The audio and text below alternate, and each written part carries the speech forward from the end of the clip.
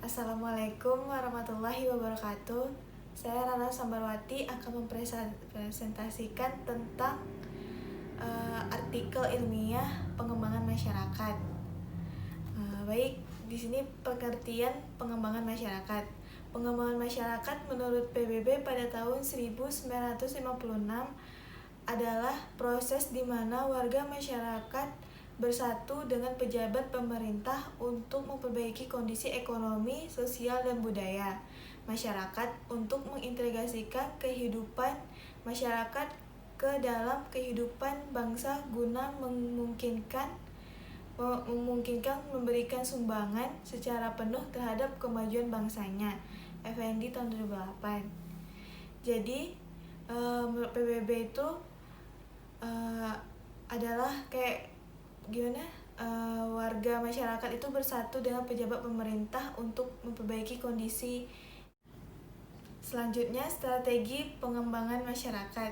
Secara umum, menurut John C. Illich dalam David C. Corten ada 4 strategi pengembangan masyarakat, yaitu yang pertama, the growth strategy atau penerapan strategi ini. Strategi pertumbuhan ini pada umumnya dimaksudkan untuk mencapai peningkatan yang cepat dalam nilai ekonomis melalui peningkatan pendapatan per kapita penduduk, produktivitas pertanian, permodalan, dan kesempatan kerja yang dibarengi dengan kemampuan konsumsi masyarakat, terutama di pedesaan. Pada awalnya strategi ini dianggap efektif. Akan tetapi karena ekonomi oriented sementara kaidah hukum sosial dan moral terabaikan, maka yang terjadi adalah sebaliknya, yakni semakin melebarnya pemisah kaya miskin, terutama di daerah pedesaan. Akibatnya, begitu terjadi krisis ekonomi, maka konflik dan kerawanan sosial terjadi di mana-mana. Jadi di sini the growth strategy ini strategi pertumbuhannya ini cepat dan ekonomis, tetapi tidak efektif karena terjadinya kayak kesenjangan antara kaya miskin di suatu pedesaan tersebut. Selanjutnya yang kedua, the welfare strategy. Strategi kesejahteraan ini pada dasarnya dimaksudkan untuk memperbaiki kesejahteraan masyarakat. Akan tetapi karena tidak dibarengi dengan pembangunan kultur dan budaya mandiri dalam diri masyarakat, maka yang terjadi adalah sikap ketergantungan masyarakat kepada pemerintah. Contohnya kayak misalnya kultur di suatu daerah, misalnya Bogor, Sunda gitu kan ya. Jadi harus kulturnya itu harus tetap ada dan jangan sampai budaya luar tuh masuk sehingga kultur dan budaya dari Sunda itu hilang gara-gara itu. Jadi oleh karena itu dalam setiap usaha pengembangan masyarakat, salah satu aspek yang harus diperhatikan penanganannya adalah masalah kultur dan budaya masyarakat. Pembangunan budaya jangan sampai kontraproduktif dengan pembangunan ekonomi. Jadi harus ada kerjasama antara pemerintah tersebut, pemerintah Bogor, Kota Bogor, dengan desa yang sedang sedang berjalan. Yang ketiga, the responsive strategi. Strategi ini merupakan reaksi terhadap strategi kesejahteraan yang dimaksudkan untuk menanggapi kebutuhan yang dirumuskan masyarakat sendiri dengan bantuan pihak luar atau self-need and assistance untuk memperlancar usaha mandiri melalui pengadaan teknologi serta sumber-sumber yang sesuai bagi kebutuhan proses pembangunan. Contohnya kayak UMKM itu. Jadi di suatu desa itu mengadakan cara penggunaan teknologi untuk UMKM mereka. Akan tetapi karena pemberdayaan masyarakat sendiri belum dilakukan, maka strategi yang tanggap terhadap kebutuhan masyarakat ini terlalu idealistik dan sulit ditransformasikan kepada masyarakat. Satu hal yang harus diperhatikan, kecepatan teknologi seringkali bahkan selalu tidak diimbangi dengan kesiapan masyarakat dalam menerima dan memfungsikan teknologi itu sendiri. Akibatnya, teknologi yang dipakai dalam penerapan strategi ini menjadi disfungsional. Jadi, misalnya suatu daerah yang pelosok, desa di pelosok sana yang tidak mau menggunakan dan menerima informasi dari luar, sehingga mereka kurang update untuk menggunakan teknologi seperti handphone, laptop, dan lain-lain. Dan yang terakhir, the integrated or holistic strategy untuk mengatasi dilema pengembangan masyarakat karena kegagalan ketiga strategi seperti yang telah dijelaskan. Maka konsep kombinasi dari unsur-unsur pokok ketiga strategi di atas menjadi alternatif terbaik. Strategi ini secara sistematis mengintegrasikan seluruh komponen dan unsur yang diperlukan, yakni ingin mencapai secara stimulan tujuan-tujuan yang menyangkut kelangsungan pertumbuhan, persamaan kesejahteraan, dan partisipatif aktif masyarakat dalam proses pembangunan masyarakat. Selanjutnya, tahapan pengembangan masyarakat. Secara umum, dari beberapa variasi yang ada dalam pandangan Adi, pada dasarnya tahapan yang dilakukan mencakup beberapa tahapan di bawah ini. Yang pertama, tahap persiapan. Tahap persiapan ini ada terbagi dua. Yang pertama, penyiapan petugas dan penyiapan lapangan. Penyiapan petugas ini untuk menyamakan persepsi antara anggota tim agen perubahan atau change agent mengenai pendekatan apa yang akan dipilih dalam melakukan pengembangan masyarakat. Penyiapan petugas ini lebih diperlukan lagi bila dalam proses pengembangan masyarakat tenaga petugas yang dipilih ternyata mempunyai latar belakang berbeda. Jadi contohnya itu misalnya untuk terjun langsung ke lapangan atau ke suatu desa itu pendekatan apa yang bagus ke masyarakat. Jadi mereka berbeda, latar belakang yang berbeda, ada yang sarjana hukum, sarjana pendidikan, sarjana kesehatan, dan lain sebagainya. Yang kedua itu tahap penyiapan lapangan. Petugas atau community worker pada awalnya melakukan studi kelayakan terhadap daerah yang akan dijadikan sasaran, baik dilakukan secara informal maupun formal. Bila sudah ditemukan daerahnya, maka baru ini yang akan dikembangkan, baru mereka akan langsung terjun langsung dan menemui jalur formal untuk mendapatkan perizinan dari pihak terkait. Contohnya misalnya di suatu desa, misalnya kepala desa minta izin kepala desa, maka kepala desa tersebut akan mengumpulkan masyarakatnya jika ada suatu kegiatan atau apa. Jadi kalau yang kedua itu informal, menjalin kontak langsung dengan tokoh-tokoh informal, misalnya tokoh masyarakat dan lain sebagainya, agar hubungan dengan masyarakat dapat terjalin dengan baik. Jadi harus tetap ditindaklanjuti agar terdapat kedekatan antara agen perubahan, dalam hal ini community worker, dengan masyarakat sasaran, agar bisa misalnya ada suatu kegiatan, misalnya kegiatannya di situ masyarakatnya masih banyak yang buta huruf. Jika sudah diberikan pelatihan kegiatan pembelajaran, maka bisa ditindaklanjuti seberapa berpengaruhnya kepada masyarakat desa tersebut. Yang kedua, tahap assessment. Proses assessment yang dilakukan di sini dengan mengidentifikasi masalah atau kebutuhan yang dirasakan atau field needs, dan juga sumber daya yang dimiliki klien.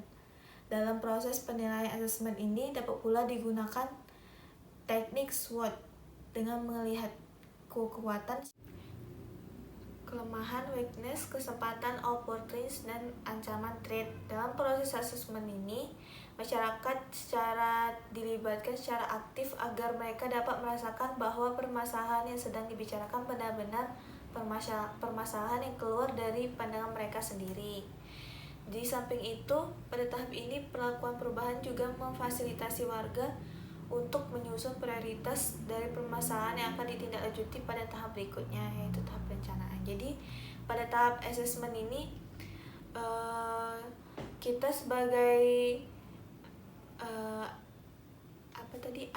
agen ya, kayak petugas community worker itu harus mengidentifikasi di suatu desa tersebut. Contohnya di desa tersebut membutuhkan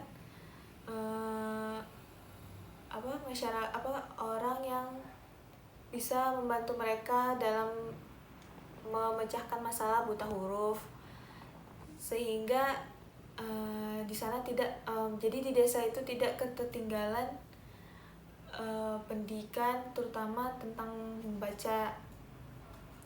Selanjutnya tahap perencanaan alternatif program atau kegiatan. Pada tahap ini, agen perubahan atau community worker secara partisipatif mencoba melibatkan warga untuk berpikir tentang masalah yang mereka hadapi dan bagaimana cara mengatasinya. Dalam upaya mengatasi permasalahan yang ada, masyarakat diharapkan dapat memikirkan beberapa alternatif program dan kegiatan yang akan mereka lanjutkan. Jadi, kita akan bertanya kepada warga tersebut tentang masalah apa yang sedang mereka hadapi dan bagaimana cara mengatasinya. Selanjutnya, program dan kegiatan yang akan mereka kembangkan tentunya harus disesuaikan dengan tujuan pemberian bantuan, sehingga tidak muncul program-program yang bersifat charity atau amal yang kurang dapat dilihat manfaatnya dalam jangka panjang. Misalnya program kesehatan, kegiatan apa ya, kegiatannya misalnya donor darah atau cek darah gitu kan. Selanjutnya tahap penformulasian rencana aksi. Pada tahap ini, agen perubahan community worker membantu masing-masing kelompok untuk merumuskan dan menentukan program dan kegiatan apa yang akan mereka lakukan untuk mengatasi permasalahan yang ada. Jadi masyarakat mempunyai berbagai usulan yang tidak biasa dituntaskan sebelumnya, sehingga community worker atau kita sebagai agen perubahan sebagai fasilitator dapat membantu mereka untuk menentukan program mana yang akan mereka prioritaskan terlebih dahulu. Selanjutnya tahap pelaksanaan implementasi program atau kegiatan. Tahap pelaksanaan ini merupakan salah satu tahap yang paling krusial atau penting dalam proses pengembangan masyarakat. Karena sesuatu yang sudah direncanakan dengan baik akan dapat melenceng dalam pelaksanaan di lapangan bila tidak ada kerjasama antara agen perubahan dan warga masyarakat maupun kerjasama antar warga. Contohnya, kita mengumpulkan warga untuk mengadakan suatu acara, tetapi warga tersebut tidak ingin berkumpul. Jadi kita harus sebagai ini melakukan pendekatan kepada masyarakat tentang betapa pentingnya program atau kegiatan ini. Selanjutnya tahap evaluasi. Evaluasi sebagai proses pengawasan dari warga dan petugas terhadap program yang sedang berjalan pada pengembangan masyarakat. Sebaiknya dilakukan dengan melibatkan warga. Jadi tahap evaluasi ini proses kayak pengawasan, misalnya sudah dilakukannya kegiatan, jadi warga tersebut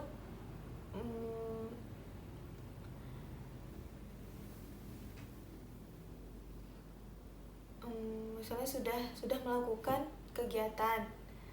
Jadi kita sebagai petugas atau agen itu melakukan evaluasi untuk dapat melakukan, dalam misalnya sudah dievaluasi hasilnya sudah keluar, jadi kita sebagai petugas itu dapat melakukan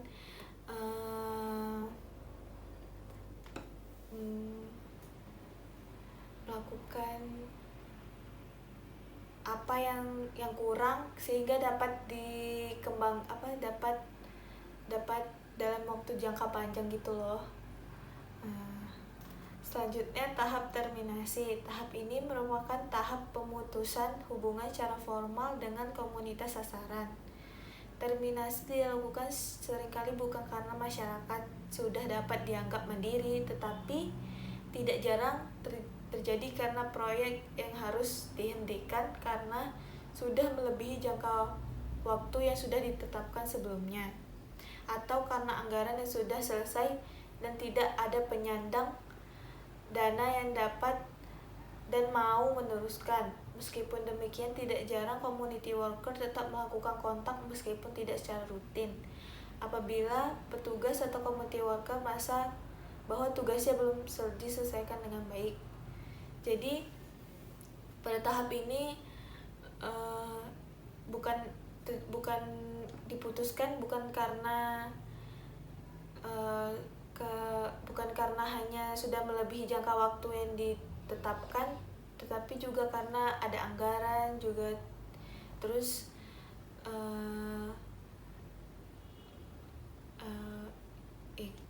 tidak ada dana, terus tidak ada yang mau meneruskan, sehingga itu harus diputuskan. Tetapi meski begitu, community worker tetap melakukan kontak meskipun tidak secara rutin. Terus